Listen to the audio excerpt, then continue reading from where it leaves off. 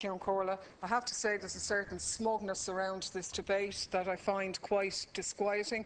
The reality is that we have here the annual pantomime. Everybody knows the ending, the predictable set pieces, the mock hilarity, the great jubilation on that side, the mock outrage on this one. Minister Howland trying to whip up the chorus, Minister Noonan trying to go one better and convince us that he can do magic and buck the markets and economies everywhere and get rid of the cycle of boom and bust. Seriously, I mean, it would be funny, except that there's no fairy tale going on in the real world. And what we have today, sadly, is another example of the disconnect between this House and reality. Now, George Bernard Shaw once made the point that the government that robs Peter to pay Paul will always have the support of Paul. And there is no doubt about it. This government represents Paul. The top 20% in this state who now own 73% of the wealth under your stewardship.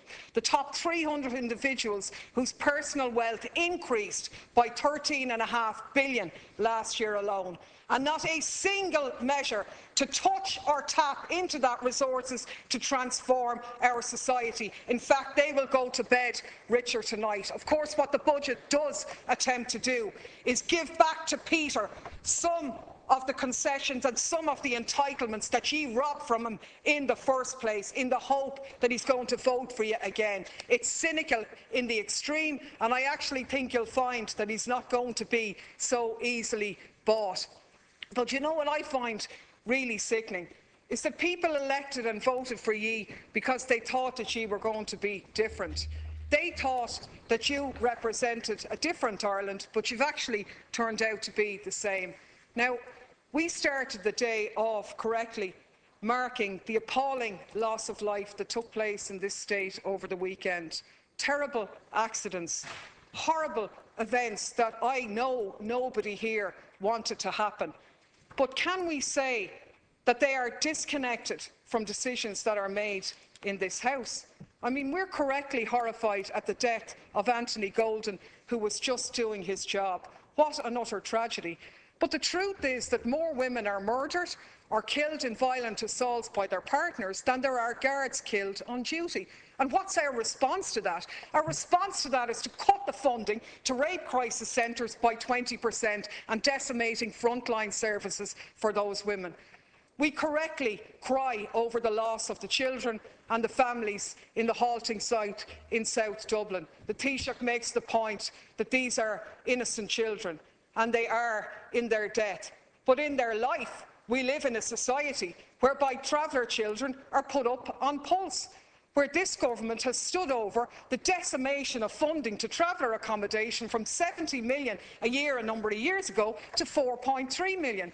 We have a third homeless citizen dead on our streets in our capital city. And how do we respond?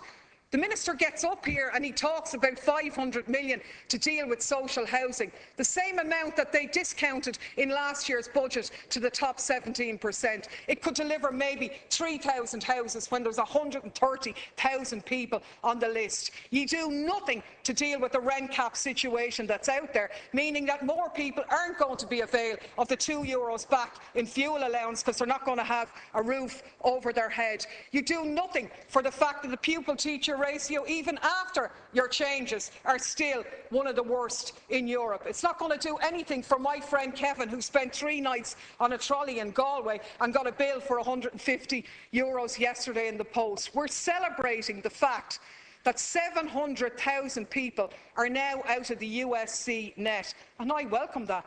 But what's that saying? That's saying that 700,000 people are surviving in this state on an income of less than €13,000 a year. We raise the minimum wage, correctly so, but we don't do anything about the low hours, the 0-hour contracts, the part-time work. That means that 50 cent an hour doesn't mean a whole lot if you've only getting 10 hours work in a week.